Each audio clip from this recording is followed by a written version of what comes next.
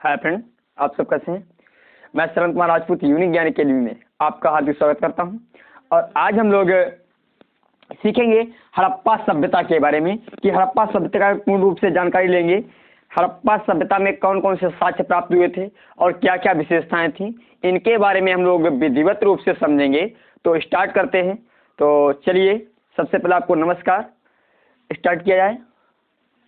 तो हम लोग चर्चा करने वाले, मैंने सब कुछ लिख रखा है पहले से, क्योंकि इस तरीके से पहले आप लोग क्या करें, स्क्रीनशॉट इसका ले लें, इसका स्क्रीनशॉट ले लेंगे। और इधर का मैं कुछ चीज़ आपको दिखाई पड़ रही, कुछ चीज़ें नहीं दिखाई पड़ रही, उनको भी स्क्रीनशॉट बाद में जो घुमाऊंगा कैमरा तो आपको स्क्रीनशॉट ले लेना है। तो समझिएगा, हड़प्पा सभ्यता, हड़प्पा सभ्यता जो सिंधु घाटी सभ्यता का या सिंधु घाटी सभ्यता का एक नाम है। क्यों हड़प्पा सभ्यता क्यों कहा गया, मैंने बताया था क्योंकि खुदाई का पहला स्थल यहाँ पर मिला था हड़प्पा सभ्यता, यानी हड़प्पा नामक खुदाई का पहला स्थल था, इसीलिए हम लोग कह देते हैं हड़प्पा सभ्यता। ठीक है, यदि हड़प्पा सभ्यता की बात करें, हड़प्पा सभ्यता 1921 में, यानी इसकी खोज कब हुई, 1921 में। और ये किस नदी के किनारे है, ये रावी नदी के किनारे है। कहाँ पे है, रावी नदी के किनारे है। ये आप लोग लिखेंगे, हड़प्पा सभ्यता की खोज 1921 में हुई और ये रावी नदी के किनारे है। और जो वर्तमान स्थिति की हम बात करें तो वर्तमान स्थिति इसकी है पाकिस्तान में, मोंटे वर्तमान में जो है पाकिस्तान के मोंटे गोमरी जिला में पड़ता है। कहाँ पे पड़ता है, पाकिस्तान के मोंटे गोमरी जिला में पड़ता है। ठीक है, अच्छा, इसकी खोज नेतृत्व भैया किसका था, नेतृत्व की बात करें, मैंने आपको बताया सिंधु घाटी सभ्यता में नेतृत्व करता कौन थे, सर जॉन मार्शल थे। कौन थे, सर जॉन मार्शल थे, यानी नेतृत्व कर रहे थे सर जॉन मार्शल। और इनके एक निदेशक, इन्होंने दो निदेशक बनाए थे, राखालदास बनर्जी और दयाराम साहनी। तो भैया सर जॉन मार्शल के नेतृत्व में दयाराम साहनी ने एवं माधव स्वरूप, ये वत्स के जो है एक कहें तो सहयोगी थे, साथ देने वाले थे। दयाराम साहनी एवं माधव स्वरूप वत्स ने हड़प्पा सभ्यता की खोज की। किसकी खोज की, हड़प्पा सभ्यता की खोज की। किस सन में की, यह आपको 1921 में। तो सबसे पहले आपसे पूछा जाएगा हड़प्पा सभ्यता की खोज कब हुई, तो आपको बताना 1921 में। पूछा है किसने की, तो आपको क्या बताना है, तब आपको बताना है 1921 में खोज की है दयाराम साहनी, एक मुख्य थे और उनके एक सहयोगी थे। कौन थे, माधव स्वरूप वत्स, उनका नाम था माधव स्वरूप वत्स था। ठीक है, अब देखिएगा, हड़प्पा सभ्यता सिंधु घाटी सभ्यता को ही कहा जाता है। क्यों कहा जाता है, क्योंकि खुदाई का पहला स्थल हड़प्पा ही था, यानी हड़प्पा स्थल यही था, यानी हड़प्पा स्थानीय खुदाई का पहला स्थल था, इसीलिए इसे कहते हैं सिंधु घाटी सभ्यता को भी हम लोग कहते हैं हड़प्पा सभ्यता। ठीक है, अब भैया इसे हम दो भागों में बांटकर समझेंगे जिससे आसानी होगी। दो भागों में बांटकर समझते हैं। तो आपको पहले विशेषता में पढ़ना है और फिर पढ़ना है साक्ष्य में। तो सबसे पहले हम लोग विशेषता पे चर्चा करेंगे, क्या विशेष था इसमें, और फिर हम लोग साक्ष्य की चर्चा करेंगे, क्या क्या साक्ष्य मिले थे। तो विशेषता की बात की जाए तो हड़प्पा संस्कृति पूर्ण रूप से मात्र सत्तात्मक थी। क्यों, क्योंकि यहाँ जो मूर्तियां मिली हैं वो अधिकतर स्त्रियों की मृत से जो है माटी से बनी हुई मूर्तियां मिली हैं। तो इससे अनुमान लगाया जा रहा है कि यहाँ का जो राज्य था या जो ये सभ्यता थी वो मात्र सत्तात्मक थी। क्योंकि कारण ये था, यहाँ पर जो भी मूर्तियां हमें मिलती थी, जो भी मिली थी मूर्तियां, वो सब स्त्रियों की थी, यानी मिट्टी से बनी हुई थी।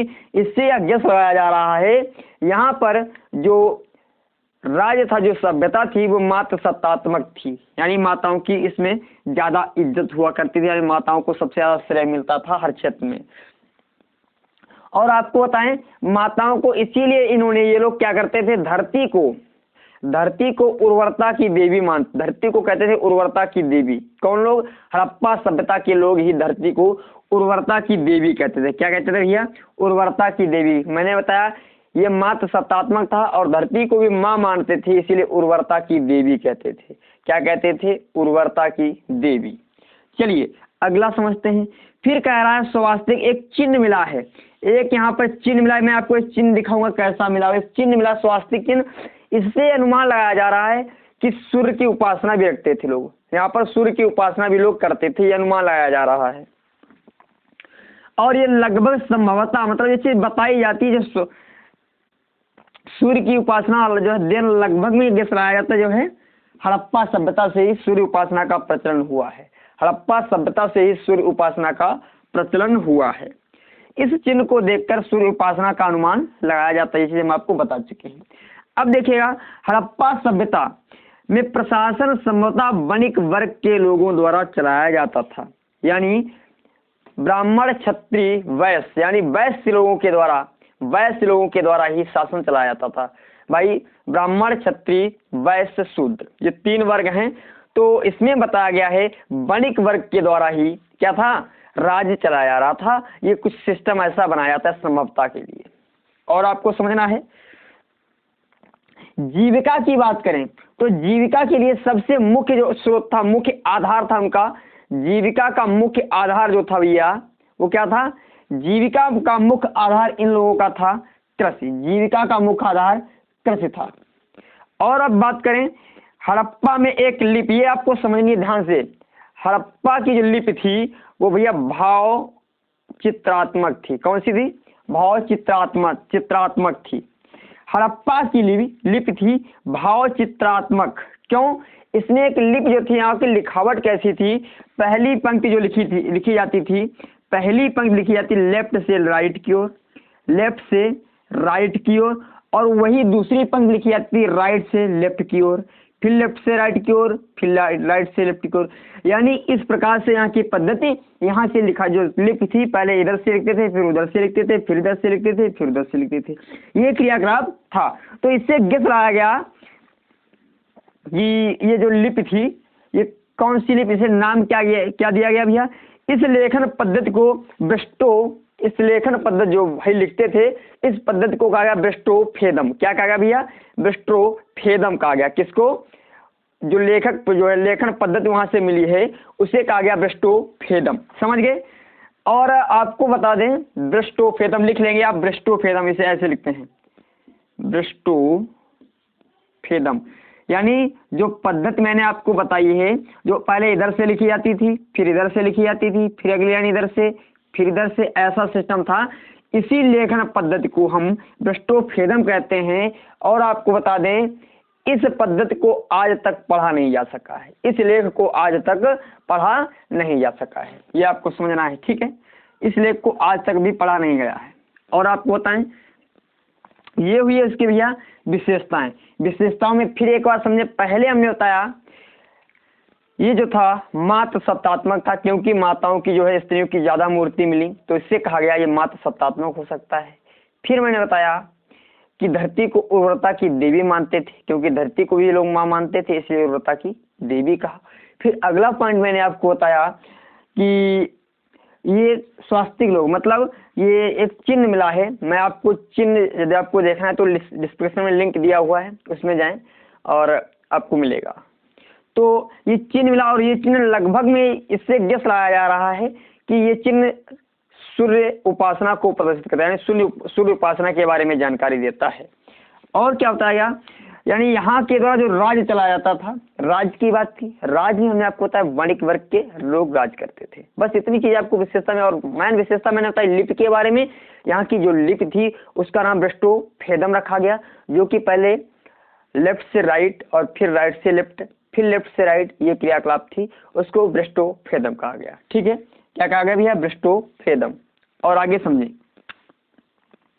साक्ष्य की हम लोग बात करें, किसकी बात करें, ये साक्ष्य की।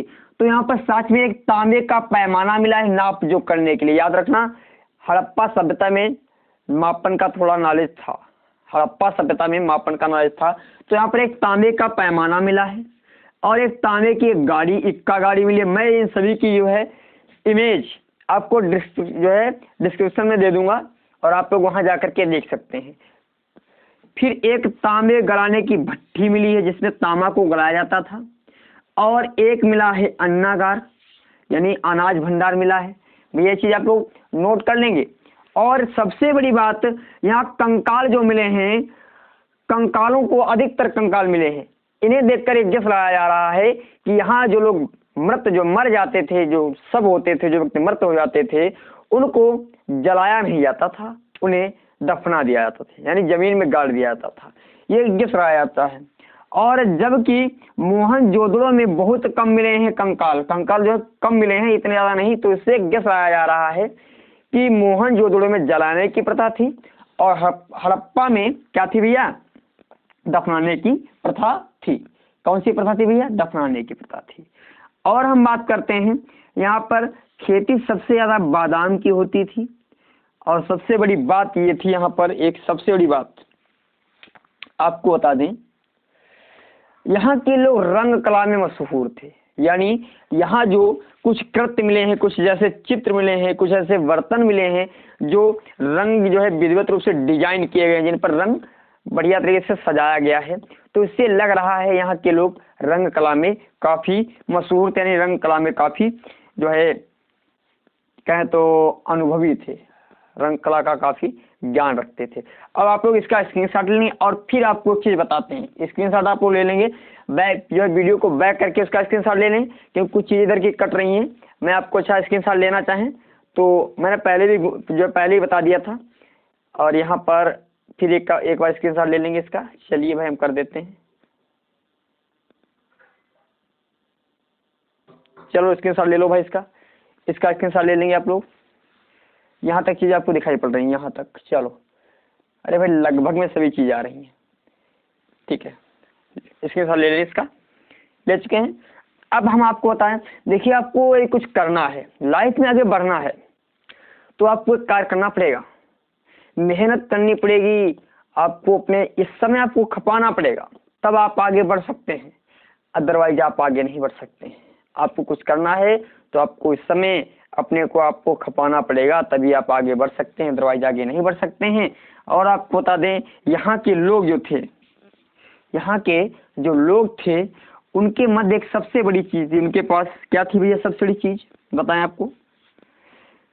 ये लोग मनोरंजन में ताश खेलते थे और क्या क्या खेलते थे भैया, मछलियाँ पकड़ते थे, मनोरंजन के लिए मछलियाँ करते थे, शिकारियों को जो है शिकारी यानी जो शिकार करते थे, किसका, पशु पक्षियों का। और भैया क्या कर सकते थे, और जो बहुत से लोग जो ताश खेलते थे, पासा खेलते थे और लड़ना पसंद करते थे, चौपाल वगैरह ये सब चीज़ें पसंद करते थे यहाँ के लोगों के बारे में। ठीक है, चलिए आज का वीडियो हम छोटा ही रखते हैं, फिर हम मिलते हैं अगली वीडियो में, तब तक लिए नमस्कार। ये छोटे छोटे वीडियो में आपको बहुत कुछ देने की कोशिश कर रहा हूँ। मैं आपको बता दूँ, इतना विस्तार रूप से आपको कहीं भी नहीं मिलेगा। विस्तार रूप से कहने का मतलब ये है, मैंने आपको 2 पार्टों में बांट कर बताया जो है, मैंने देखा है कई लोग पढ़ाते हैं, वो सिर्फ आपको साक्ष्य बता देंगे और कुछ चीज़ें नहीं बताएंगे। ये चीज़ बहुत इंपॉर्टेंट है, क्योंकि हम लोग साक्ष्य को पढ़ लेते हैं और उनकी विशेषताओं के बारे में नहीं पढ़ते हैं, तो विशेषताओं से क्वेश्चन फ्रेम कर दिए जाते हैं, फिर हम लोग ये कहते हैं ये हम जो है बिना पढ़ा लिखा आ गया। इससे आपको विधिवत रूप से पढ़ना है अपने आप, ये नहीं। इसीलिए मैं विधिवत रूप से लिखता हूँ प्रत्येक चीज़ को। मैं भी बता सकता हूँ ये चीज़ें याद करने वाली, मैं तो बता सकता हूँ, पर नहीं, फिर भी आपको विशेषता भी थोड़ी पढ़नी है कि आखिर क्या कारण था। और सच बताने, एक इसके पतन का कारण अभी तक नहीं पता चल पाया, और एक कारण बताया जाता है बाढ़ का। तो वो कुछ लोग मानते हैं, पर इतना ज़्यादा जो है नहीं कहा जा सकता कि बाढ़ के द्वारा, परंतु अभी तक इसके पतन का कारण पता नहीं चल पाया है। ठीक है, अब आप लोग ये सब लिख लेंगे, विधिवत रूप से समझ लें। और फिर जो है कल आपकी वीडियो आएगी, कल 2 टॉपिक वीडियो करेंगे। एक आपका जो हमने बताया था, कल की आपकी वीडियो रहेगी चंद हुदारो और काली बंगन और कोट दीजी पर रह सकती है, इन पर जो है आपकी वीडियो रहेगी। चलिए तब तक के लिए नमस्कार, फिर मिलते हैं अगली वीडियो में, टेक केयर।